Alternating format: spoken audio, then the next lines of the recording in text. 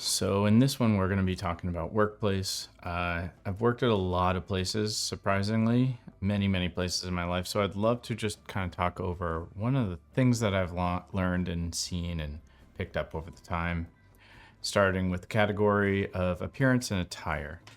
So dressing appropriately for work is a thing that we all know, but surprisingly, a lot of people don't do it.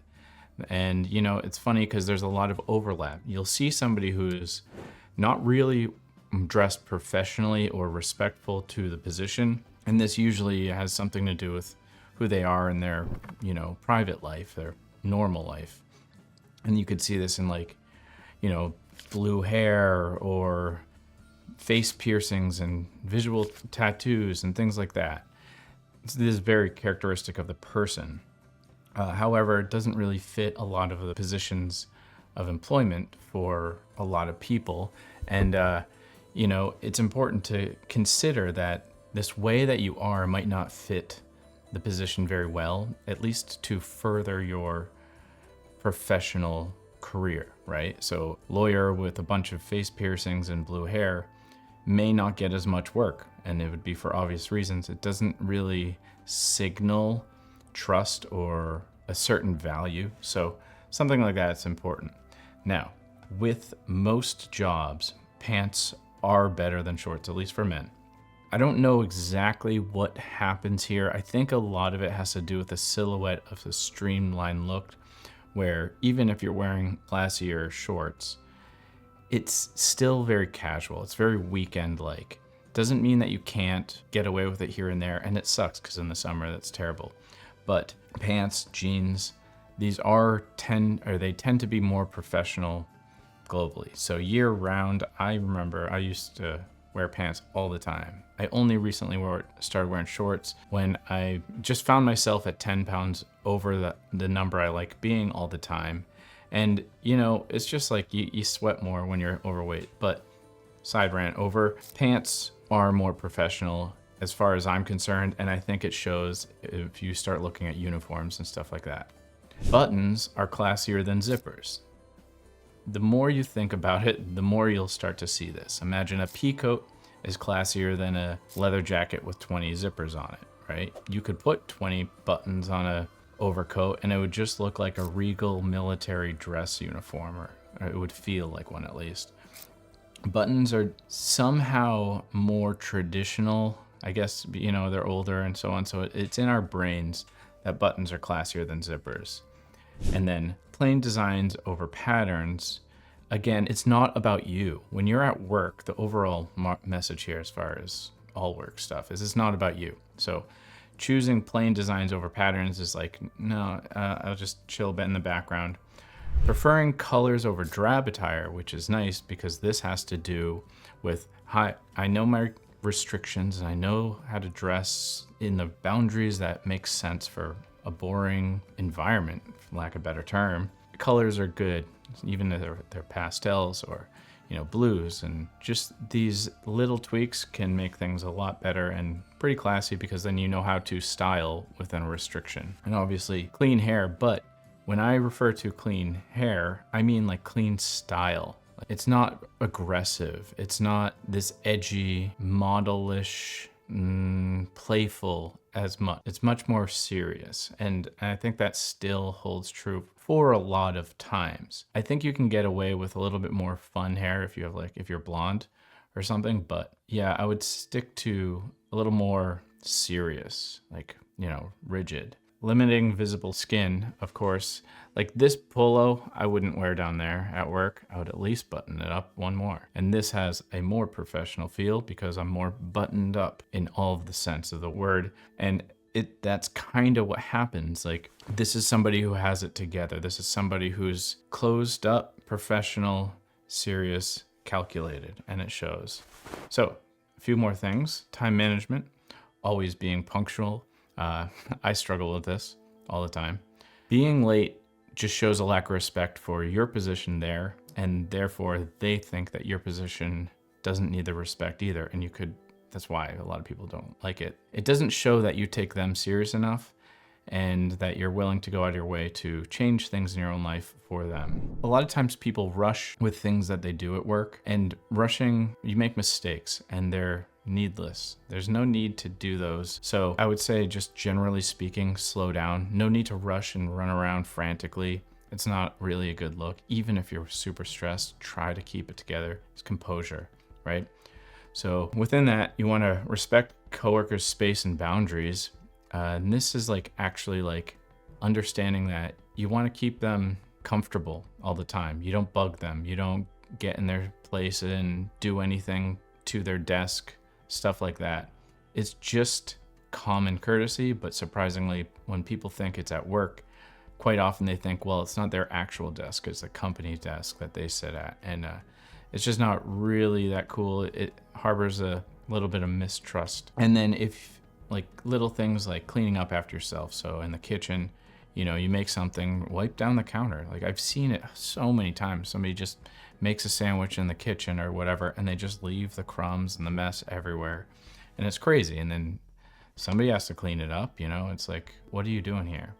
And then of course, with that, it's figure out if you're bringing something in for the fridge or whatever, manage that. Take care of your stuff. Don't just leave it and just forget about stuff. It's weird. And then, yeah, I mentioned fish because you want to avoid fish all the time, right? Because there is a certain thing, people are yeah, okay, I get it. He did fish today or whatever. But doing it all the time is an uncomfortable thing for other people. Most people don't like the smell of reheated fish or whatever. So something to consider every once in a while. I try to do fish very rarely at work. And then as far as your desk space goes, this is just a general thing anywhere your desk is, but keep it pretty tidy. You don't need a super minimalist desk like I keep it, but just don't have it a mess. Now, I know there's an agreement, which is a person who's getting things done has a messy desk. I've heard that too. But a person who gets things done has a clean desk. So I look at it as it signifies that you've got even more together than the other person. I used to have this happen at one of my works all the time. There's huge hallways and people would be screaming down when they're coming to each other, and it was so obnoxious. It'd be jarring, and it would break me out of my little zen zone for almost break me out, but enough to be oh, what's going on? And that kind of attitude of being only in their own little workspace zone. So here we have communication. So I've talked about gossip before, but it's really important also too to use your words carefully. Not they're an idiot, you would use some PC thing they're not up to par right now. There's all these jargony things that people use at work. And I'm sure that if that's your environment, then you know what to do. But let's say you're not in a typical office environment. Still, you want to make sure that it doesn't sound like you're ever talking bad about somebody. So you want to think about them standing right behind you at all time. And that would be the wording that you would choose. Then I learned this lesson from somebody I saw do it. And I was like, that is something I'll be carrying through forever. So a little story, there was a bunch of us in a room and there's a couple people on the couch. We're on the computers. And they were talking trash about somebody who wasn't there. And it was typical talking trash I would get at an office. You would hear that kind of stuff. And then this guy who was the lead at the moment was like, all right, let's cut it out because that person's not here to defend themselves. So I appreciate not talking crap about him until he gets back. Or something along those lines of calling out the people who gossip and set a precedent for the space that is there. It was a badass move. And they, of course, was like, oh, but we like him, whatever. And he just didn't say anything. I was like, oof, that's tough. That's badass. So another thing is being mindful on the phone when you're near others. My volume increases when I'm on the phone. I don't know exactly why. I pace and I'm on the phone and I talk loud. So something like that is pretty common, and we want to be sure that if we're taking a phone call, maybe you should step outside, step into the hallway where you can be a little bit louder or somewhere else. Now, emails is something that I still consider a lot. Hopefully I've covered everything here, but one of the things I've noticed lately as my G drive keeps filling up from all of these attachments that are gigantic that people send me, I've learned that the best and smartest producers and people like that send links to the outside hosting place. So instead of sending me a movie file at 1.5 gigs that I have to like link or download or whatever, it's still in the email. So that fills up my G drive, fills up everything. I don't want to delete the email if I'm on the job and reference later. It's just a problem to have giant attachments in an email. So always opt for links, especially if it's a large attachment. Then when you are doing the links, double check them. Make sure the share properties are solid. Test it from like an external browser or something. You should usually have 2 browsers on your computer anyways. Sometimes you can at work, but definitely check the links. Make sure that you don't get that email back because link doesn't work. That's not a good look either. So when you QC things, you want to make sure you're QCing your email and looking at it from their perspective. They're busy, they have work to do, and you want to think about how quickly they can look at it, how much information is there, make sure nothing is missing, all that stuff. And then, yeah, get like a Grammarly or something like that. Get a spell checker in there because I find flaws every single email. So another thing you could do is sometimes I'll even type something out in the Gmail and then I'll bring it to ChatGPT and say, hey, can you clean this up? Simplify, minimize, whatever. And it does, and it contracts. I'm like, oh yeah, that's definitely a better way to put that. Saying thank you when people do anything for you. They're doing a favor, just like when you do somebody a favor and they just don't say thank you or they don't see appreciative. This is a big thing. Go out of your way to say thank you and thank you very much and say thank you for that thing. This goes a long way, making sure that people know that you're grateful for them and the work, the extra that they've done for you. A couple more things with is behavior and conduct. So if you're doing any business dinner, don't get drunk and get sloppy. Like, yeah, loosen your tie, do that stuff and be a little more casual than formal. But it's really important to not go too far and still keep a professionalism, because think about it like a Baywatch Nights, like you're still on the job. It's just with that, that night feel. So careful with your professional outings, even in the daytime. You want to keep the casual things that come up in those external places a little dialed back. A lot of people, I don't know how this happens, but they just get real rude and they have potty talk. They're really dirty mouths. I don't really think it's very classy. They should just not talk like that. End of story at work. And I don't know if I mentioned it already, but don't swear. Just don't swear. So that's really important. Also, yeah, don't go out to the car. Try to not go out and smoke weed or, have some nips or go smoke a bunch of cigarettes. I don't know, that kind of thing happens a lot because you're on your own time. People have a 15-minute break. When I was a kid and I'd go out and have a cigarette. Now looking back, I would try not to do that, or I would do it outside. I wouldn't do it in a place that would make it return back with me in the sense, but I didn't know because I was smoking and I couldn't smell it. Flirting at work is generally speaking a no-no. Even married couples, everything's pretty hush-hush, doesn't show. But yeah, I mean, I've dated people from work and it's definitely a good thing to it's nice and so on. I don't think it usually works out a lot of times. So don't do it too excessively and hopefully things work out. This one's kind of a weird one because yeah, maybe you could meet the love of your life. But if they are in tune with you and you guys connect, you don't need to go too hard. I've seen people get furious, see people throw things in life when they get really angry. And you can have some emotional control. And I encourage you to look more into the Stoicism work here in this school, but that emotional control is really important to compose yourself in an environment that could really, really ruin a lot of your work, yourself, your job, and your image. Even to carry on, if somebody saw this about you, they would report that. It would get around. How a lot of times work is a very small pool. It's a small world. So a lot of times you just don't want to lose your cool. You never want to do it. You always want to think, what is the professional way to do it? And you remove your emotions from it. So if somebody's just totally screwing you over, they're a total dick and you have no control and you've done what you can, you don't just tell them off. You just remove yourself as if you didn't have any emotion and just do whatever you can about the situation that has nothing to do with telling them off or being spiteful. Very important. A lot of people steal. I think thieves are the scum of the earth. I did loss prevention for well over 2 years. And when you see and catch thieves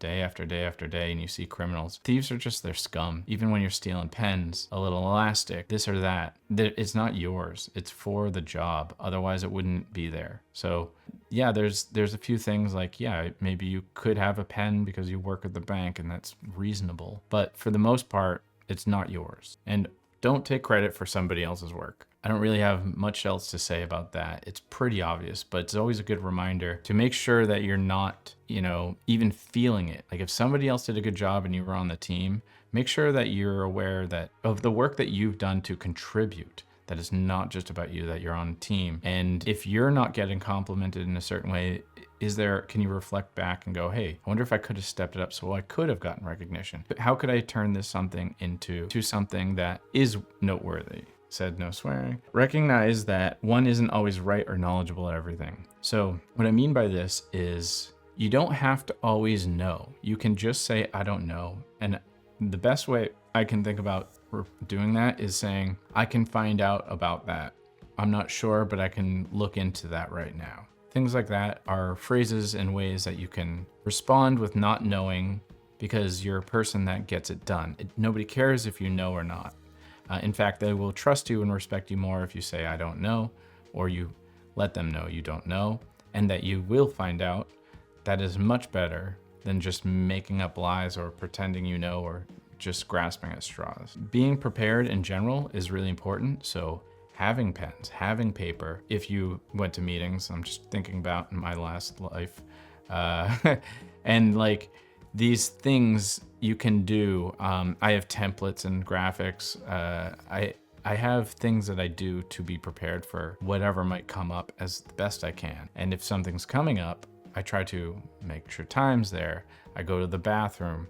I do my emails, I do whatever. So generally just get stuff done. But yeah, so smiling and just being friendly. You know that whole meme with a cat? It's like, and it's like two people seeing each other. They're not really smiling at each other, but they're just doing the pleasantries. Keep it up. Don't be such a curmudgeon. There's no need. It doesn't do anything. Being happy will go further, even if it's a little painful to do it. I think I've talked about this before. Also, with that whole like conversation and the potty talk and everything, like inappropriate things, talking about things sexual, political. Well, actually, so let's back up. I have a kind of a rule, and I'll probably mention this before, is don't talk about politics ever. Don't talk about parenting and religion. Those three topics I just don't talk about, and I think that people should avoid that all the time. Also, try to, I like to bring a toothbrush. Well, I had to travel one to work just in case, because sometimes, you eat a weird meal or something and people come down to see what you're doing at your desk and whatever. And I think hygiene is really important. Also, use deodorant. Surprisingly, a lot of people don't use deodorant.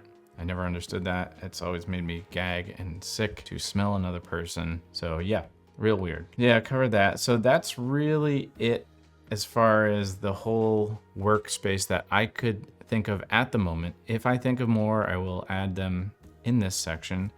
But I hope this helps give you a little bit of insight of what I've seen working at maybe 30, 40 different jobs of all sorts. And these are pretty much staples that I don't really see everybody do, or they don't do it all the time or enough. So I hope that this encourages you to step it up in the professional area of your life. And until next time, cheers.